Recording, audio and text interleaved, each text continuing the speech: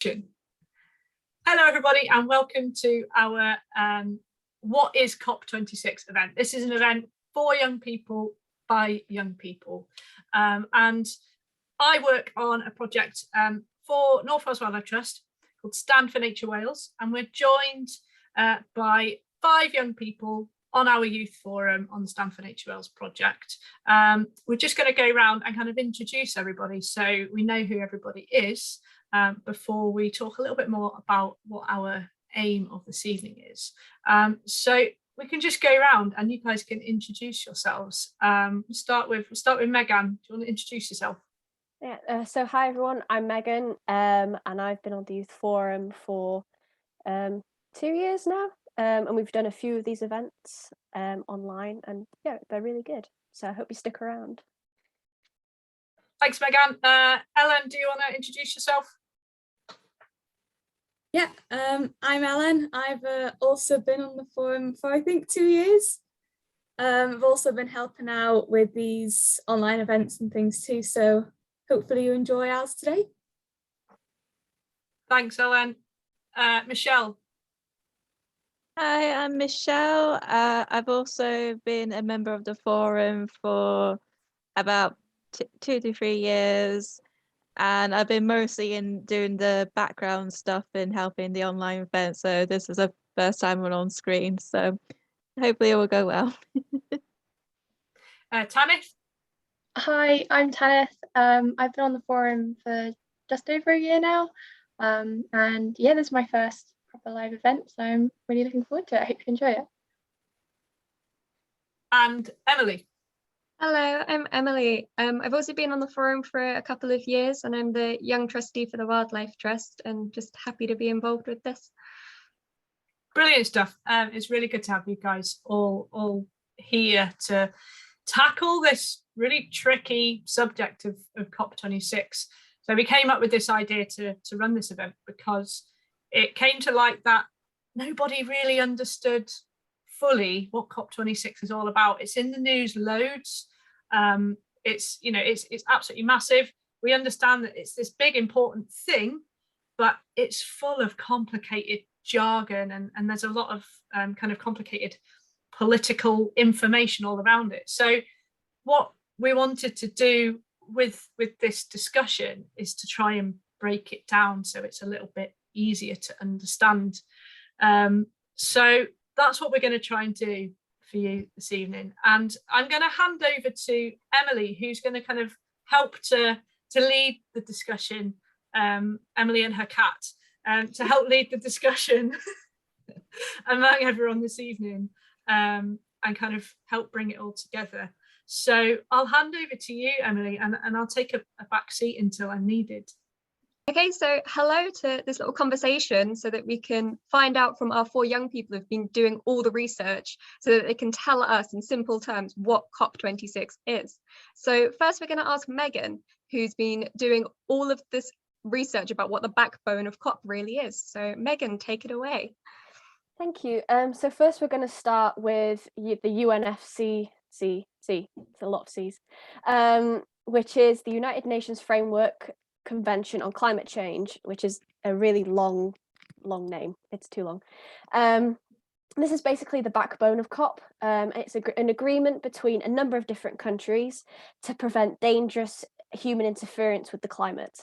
This is a pretty amazing agreement for its time in 1994, because it was an agreement for countries to take action for the climate, even though there was very little evidence that climate change was actually a thing at the time, in comparison to what it is today. Wow, that does sound like a really good idea. So what did the UNFCCC actually say and achieve? So it was to set the goal of stabilizing greenhouse gas concentrations in our atmosphere to prevent human-induced changes in the climate. This needed to be done in a time that would allow ecosystems to adapt to the changes in the climate, and so that economies could continue to develop in a sustainable manner. And that does sound very of its time rather than like 2020. In this agreement, there is an expectation for developed countries like the UK or America to lead the way, as they more often than not produce the most emissions.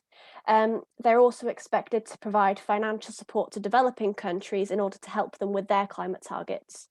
Developed countries have to regularly report policies and legislation on climate change and submit data yearly about their greenhouse gas emissions. Developing countries have to give reports less often, and these reports are usually more general rather than specific. And their reporting is based on whether they can get funding to do so. So if they have the money to produce a report, then they're expected to produce a report. And this is really essential for the poorest countries in the world as well, who also want to contribute. Wow, that really sounds like science is driving policy on an international scale. So what does the UNFCCC have to do with COP26? Tanith, can you tell us a little bit about that question? Hello. Yes, so all the governing bodies at the UNFCCC will get together and review all this data that they've been collecting, and this is called COP. And this is 197 countries, which is quite a lot, and is a really huge event. And this year it's going to be the 26th time that they've met up, so that's why it's called COP26. Nice and easy, and it's going to be held in Glasgow, which is really exciting, right in the UK. So yeah, it's quite nice to see what the UK government's doing to get involved with the climate crisis and seeing what they are doing to get involved in COP. So yeah. Okay, so Tanith, what is a COP? Okay, so don't worry, it's quite a confusing one. So COP stands for Conference of the Parties. So essentially every member within the UNFCCC, which is 197 countries, they'll all meet up. I think it is yearly, but I'm not 100% sure. I think with COVID, things have been delayed a little bit. So this year it will be the 26th meeting, hence why it's called COP26. But it's not the only conference that's held. There are other bodies such as the UNEP, which is United Nations Environmental Programme, which hold COPs, and COP15, which happened, I think, a few weeks ago now, even though it's currently happening now, is the conference of biodiversity and looks at the ecological crisis. And both of these are actually really important meetings and very exciting. Going back to COP26, what actually happens there, Megan?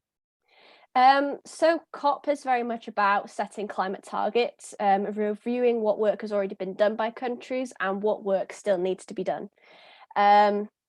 Some targets that have been set in the past include £100 billion a year to the poorest countries of the world. This was a target of COP 2009 and was aimed for last year, 2020, and one of the most successful results of a COP, which was the Paris Climate Agreement, which was signed in COP21 in Paris in 2015. Wow, so it feels like actual actions come out of these politicians talking in an international scale. So Tanith, tell me a little bit about this Paris Agreement and what did it achieve? So the Paris Agreement is a legally binding document created at COP21 to help reduce the impacts of global warming to well below 2 degrees Celsius temperature increase, preferably 1.5. I mean, any increase isn't great for the planet. It has detrimental effects on ecosystems. So by reducing carbon emissions, it can help reduce global warming. And the side effects that global warming can have on the planet. So it works on a 5-year rotation, and each country sets a goal to achieve a climate positive outcome. So these goals are called NDCs, which stands for Nationally Determined Contributions, where they try and help reduce carbon emissions and create plans for climate resilience. The UK's NDCs is to reduce carbon emissions by 68% by 2030 compared to the 1990 levels of carbon in the atmosphere, which should hopefully put us on track to reach net zero carbon emissions by 2050. Wow, NDCs seem like a real practical solution to solving the climate crisis. So what's the current government got in the UK for these targets? So we have a partial plan, and Boris Johnson has promised a green industrial revolution, which I didn't think I could ever have green and industrial in the same sentence. However, he has made some promises to try and reach the goal of 68% reduction in carbon emissions by 2030. The only thing is that these emission rates do not include emissions from shipping and aviation, which of course do contribute. So there are issues with like the amount of carbon still going into the atmosphere.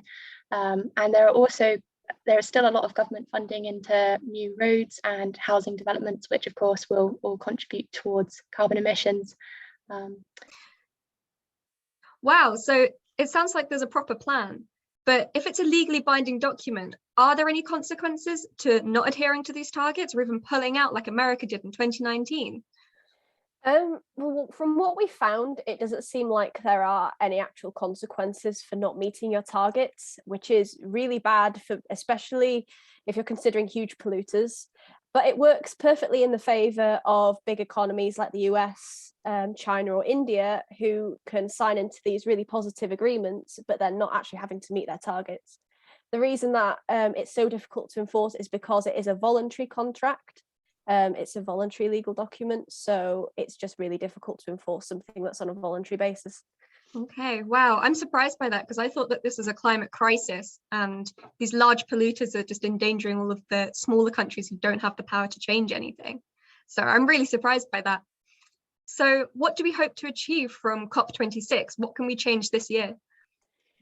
So this year at COP26, there are a few main targets and a few main points to discuss. Things like climate finance, phasing out coal and nature-based solutions. So going from like the top of the list, climate finance is kind of what we talked about before, with the £100 billion going to the poorest countries on an annual basis.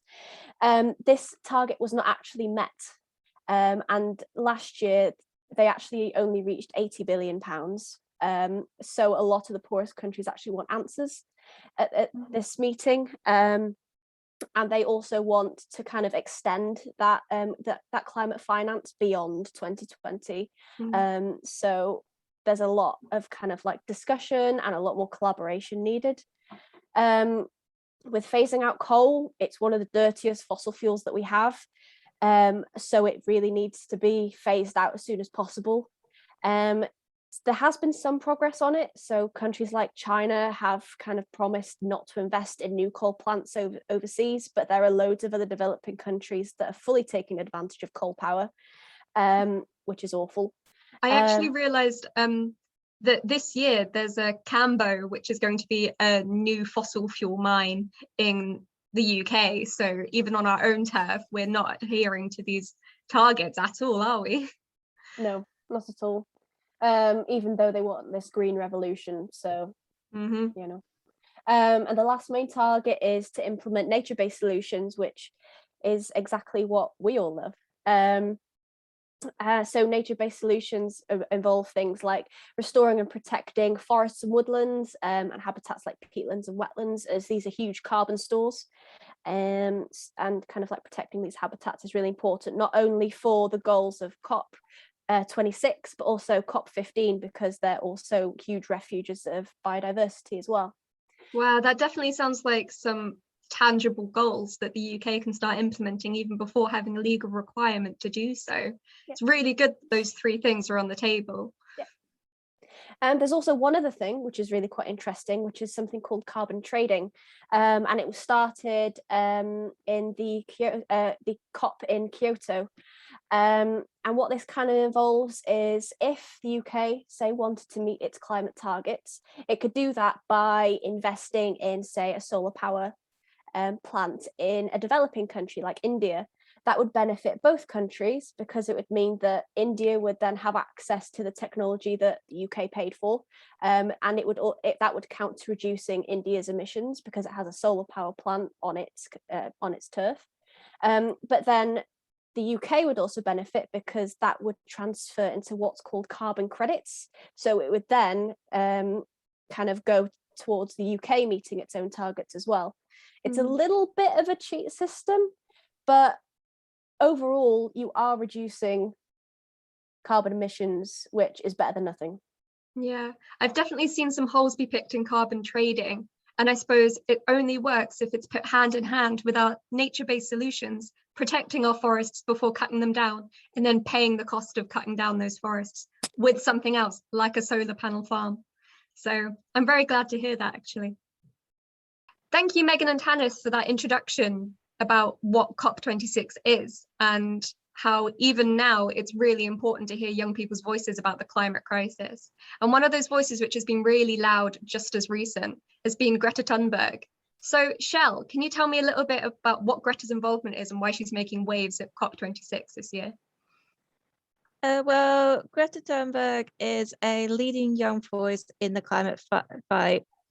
You may have heard her recent speech in a lot of articles in which she questions the response of governments to climate change. So in her words, build back better, blah, blah, blah, green economy, blah, blah, blah. Net zero by 2050, blah, blah, blah.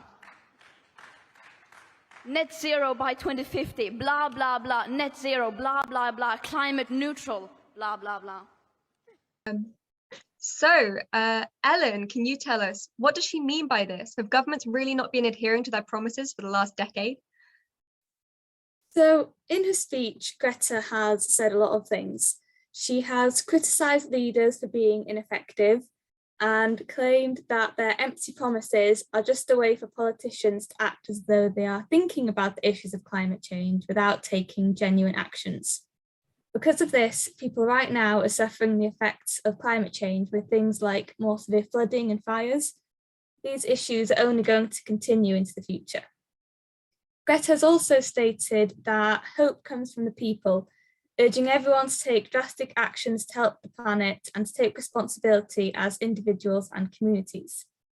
She has also challenged politicians by saying that they pretend to listen to us as young people, to insinuate that they care about young voices, when really they don't really take their words into account.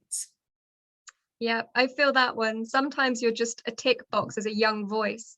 And it's great that Greta has this platform at COP26, but as young people, it definitely resonates with us that we're not being listened to right now. it's kind of tough to tell at this rate if they do care or not, because these questions were questions that needed answering in COP25, but was pushed now into COP26. So it all really depends on how COP26 goes. Okay, so maybe we should revisit the last COP to find out what they agreed on and what they've achieved. So Ellen, what's COP25? So COP25 took place from the 2nd to the 13th of December in 2019. It sought to finalise the rulebook of the Paris Agreement and in the end settled on the agreement for future carbon markets and international cooperation. It also wanted to send a message of intent out into the world that the UN climate process remains relevant and that they recognise the gaps between their current progress and the global goals to limit the effect of global warming. Wow, Shell, can you tell me, did it actually achieve those things?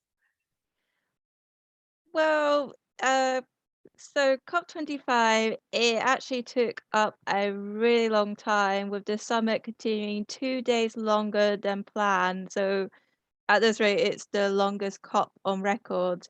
And countries were unable to agree on many areas.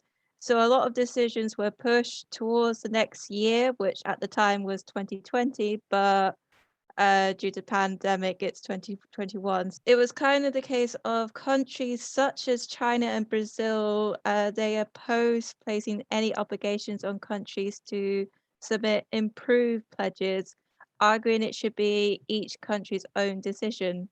They instead argued the focus should be on pre-2020 action by developing countries to meet their previous pledges. So it was kind of a bit disappointing. Adi Meyer, who is a director of strategy and policy for the Union of Concerned Scientists, even stated that he had never seen before the almost total disconnect between what the science requires and what the climate negotiations are delivering in terms of meaningful action. Okay, wow, that sounds like a complete failure. And I'm just disappointed to hear that they couldn't make those agreements before a global pandemic. And the amount of climate damage that could have occurred in those 2 years, that's just really disheartening to hear. So Ellen, were there any successes from the last meeting? Yeah, there were a few. For example, nations did acknowledge the essential role of climate finance, and pledges of $90 million were made to the Adaptation Fund, which aims to help vulnerable communities adapt to climate change. The EU also managed to reach an agreement about the European Green Deal, which hoped to lower its emissions to zero by 2050. This was further helped by the Climate Ambitious Coalition, lots of big words I know, which involves 73 countries committed to net zero emissions by 2050. Businesses also seem to recognise their responsibility and their role in contributing to climate change.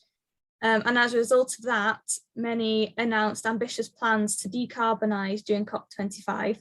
And this helped to diffuse a lot of the frustrations with the summit's failed outcome. And despite the opposition of some countries, as previously mentioned, 80 did signal plans to improve their climate pledges. Though there were these successes, the current state of the climate has proved that more needs to be done. Wow, okay, so it sounds like some countries have really agreed to make proper change, but I guess we'll find out at COP26 whether those things were able to be implemented in the last 2 years. Shell, are there way more things that we can be doing? I think so, definitely. There is a lot more that could happen, and if they talk about in COP26. It just feels like going back through COP25, while there were some small successes, it doesn't seem enough. Like, from an outsider perspective, it feels most of these things just kept being put off, and countries couldn't make up their mind on key areas to offset carbon, and even on financial aid for developing countries. It definitely makes me want to agree with Greta saying blah, blah, blah, all talk, no action. Okay, so Shell, can you tell me a little bit about what's on the books for COP26? What's their ambition and how is that different from last year? So we know what's happening in COP26 is that there will be a meeting with representatives of countries to discuss ideas on what their next steps for climate change crisis are. It will be the most significant climate event since the 2015 Paris Agreement. It comes at a critical time for making a decision on climate change because this meeting will determine how well countries have maintained their promises about reducing CO2 emissions and about the ways that climate crisis will be tackled moving forward, especially at a time when we are seeing the drastic effects of it in the real time. Every country has agreed to communicate or update their targets for reducing emissions. Again, as mentioned before, the nationally determined contribution NDC every 5 years to showcase the highest possible ambition and progression over time.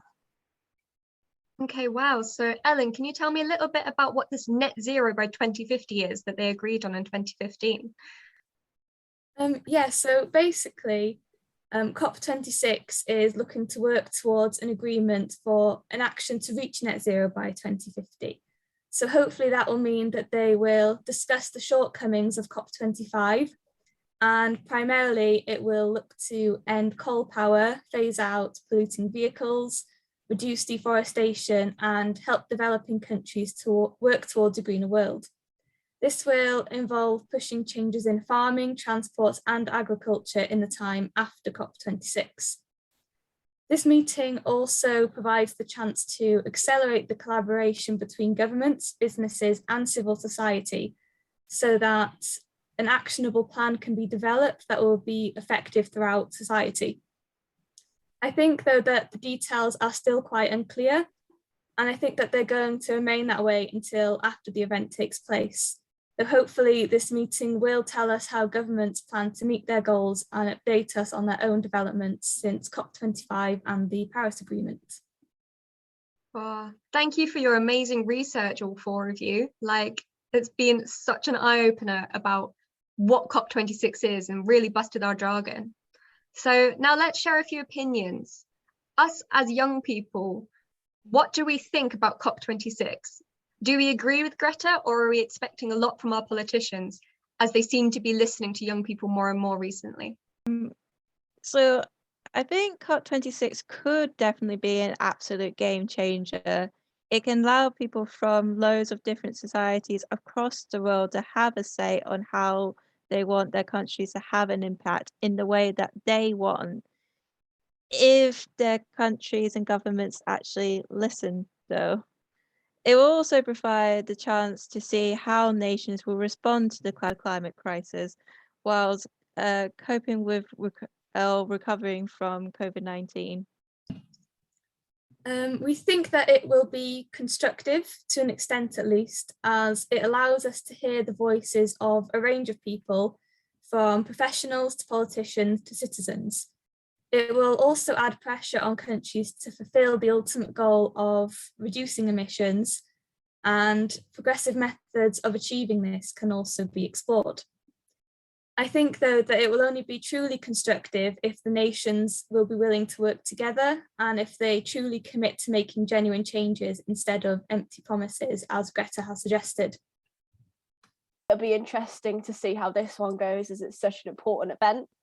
And like with Copenhagen COP 2015, it was so dramatic that it almost collapsed. The summit almost collapsed. So it would be interesting to see whether you would get great success out of this, like the Paris Agreement, or whether, because it's such a contentious problem that countries can't seem to kind of like come together about, whether it we might come close to a collapse again, because I could see that also happening.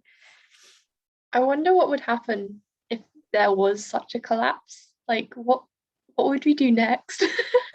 I think the Convention for Scientists would smack their head against a brick wall. Yeah, get It's a disconnect between politicians and scientists at this point, isn't it? Just get Greta to lead it and it'll be fine. Yeah. So I also think we as young people and other young people too are all wanting the governments and the countries to hear our opinions and actually take action. We don't want another COP25 where little got done. This is a chance for those in powers to reevaluate their past responses to the voices of the people and use the ideas for action. They have everything already laid out in COP25, so they can't just make a repeat of it. We don't want a recap, we just want things done. Wow, it sounds like we certainly don't need a recap of leaders having a lot of talk and no action like at COP25. So what is the role of leaders in fighting the climate crisis, especially at COP26? So I think that leaders have to put far more effort into helping developing nations tackle climate change. And this can be funding climate projects, providing expertise and knowledge, or providing humanitarian aid to help those who are actually suffering the consequences of global climate change. I also think that they should have the confidence to go the complete other way and put pressure on governments who don't take climate change into consideration or don't take it seriously, or those who deliberately disregard climate change. Not naming names, or I am naming names. Governments like Brazil need to be held accountable for the damage that they're doing to the Amazon rainforest and its native communities. And it's one of the most biodiverse places on Earth, and it'll help slow down global warming. So I don't know why you wouldn't want to protect it. So I think the UK government in particular needs to do a lot more to put pressure on governments like this. And I suppose that doesn't just come from governments to governments, it's also governments banning imports from dangerous activities, which are deforesting, these sort of things. And it's having the guts to put those sanctions on other countries, isn't it? Yeah, exactly. Yeah. So Michelle, what can you tell me about what leaders can be doing? So I feel there are a lot of things leaders need to take responsibility for, and they do need to take action against climate change, not continue to make empty promises, as Greta says. To do that, they need to hear and listen to what people have to say about reducing carbon emissions, and also other options to be more sustainable in a way that is accessible and affordable for everyone and not just for the few. So Ellen, what can you tell me about your opinion? So I think that leaders need to stop making ineffective plans and actually implement them on a large, rapid scale. Essentially, they need to be actually leading and to lead by example. They also need to put aside their political differences so that they can come up with a united plan to prevent further damaging effects of climate change. And lastly, Tanith? Hello. I really agree with what the other guys have been saying, to be fair. I think you said it pretty much hit the nail on the head. But I sadly think, like, with more and more first-person encounters with the effects of climate change, it's sad to see that leaders aren't taking it a bit more seriously. There seems to be hesitation and lack of urgency to combat these issues. And I think addressing what the public and scientists have had to say would be a lot more cooperative and a more efficient way of fighting ultimately the climate crisis. So a bit more cooperation and addressing what people have been wanting to or have been saying for quite some time. Okay, so now we're going to hear a little bit from Charlotte from the perspective of the wildlife trusts and what they want to see happening at COP26 this year.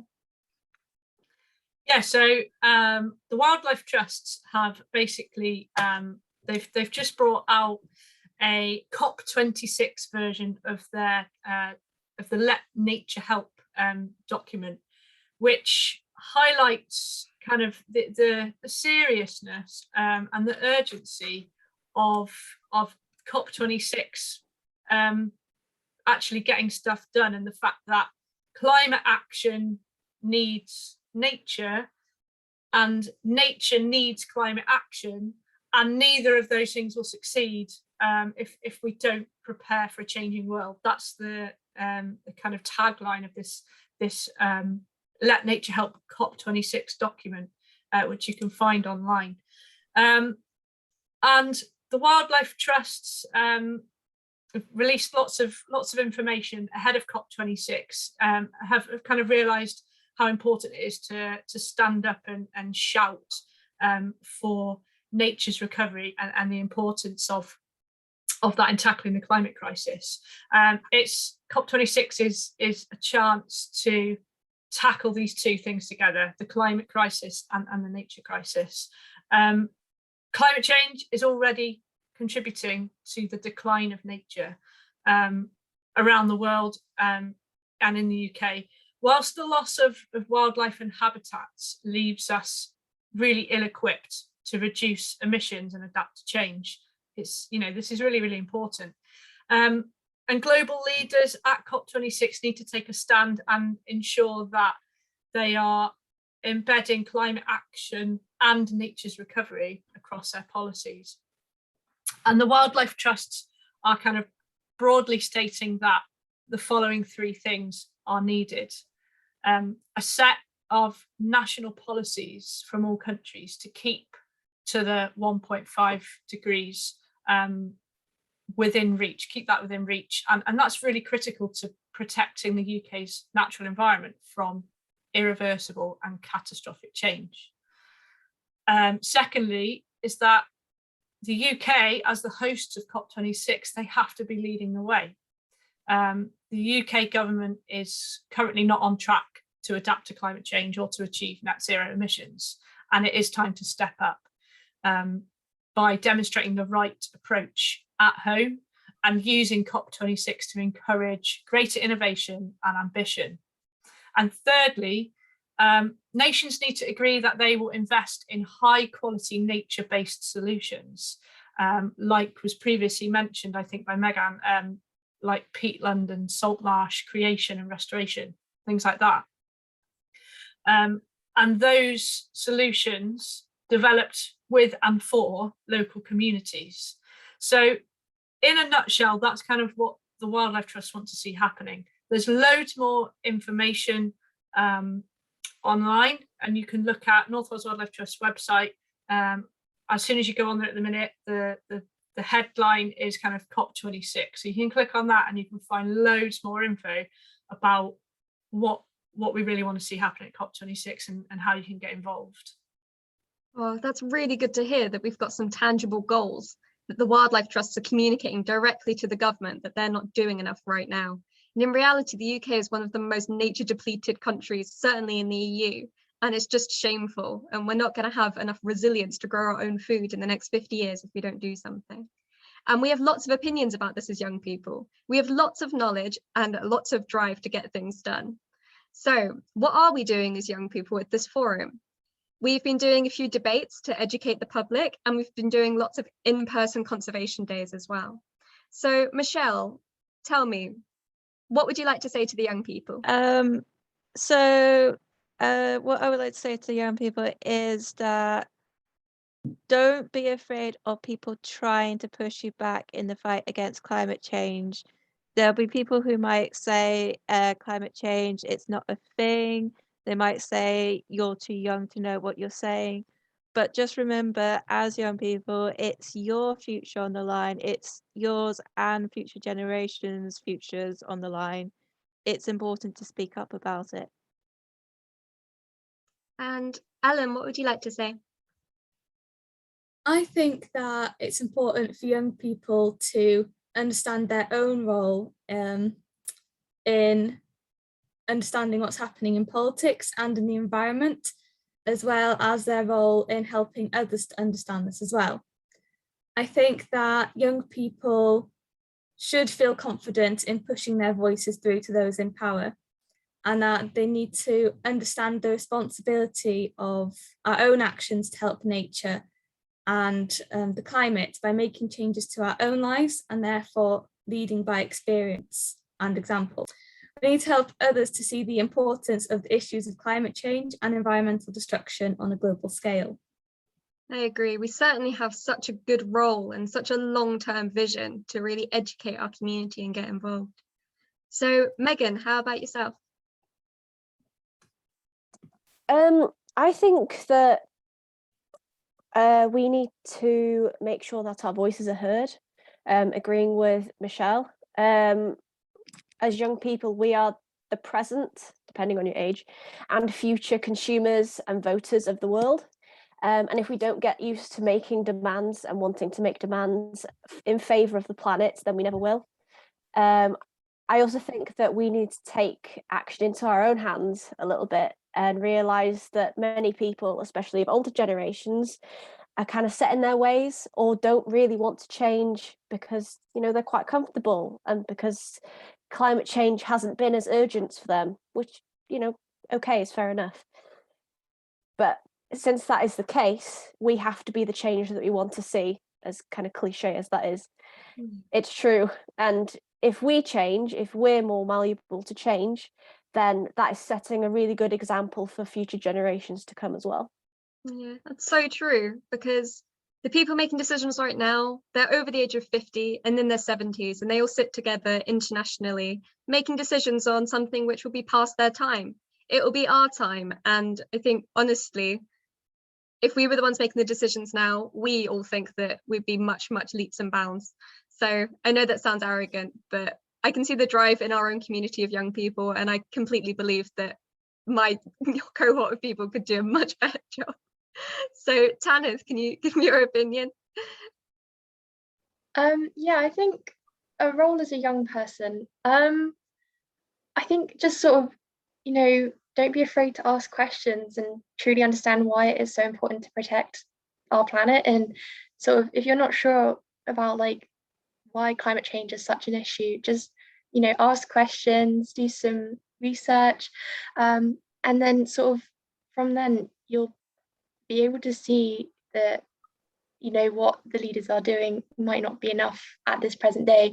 And like everyone else has been saying, you know, it is it is our future, it's future generations' future, and it's so important that we protect this really beautiful and rare planet.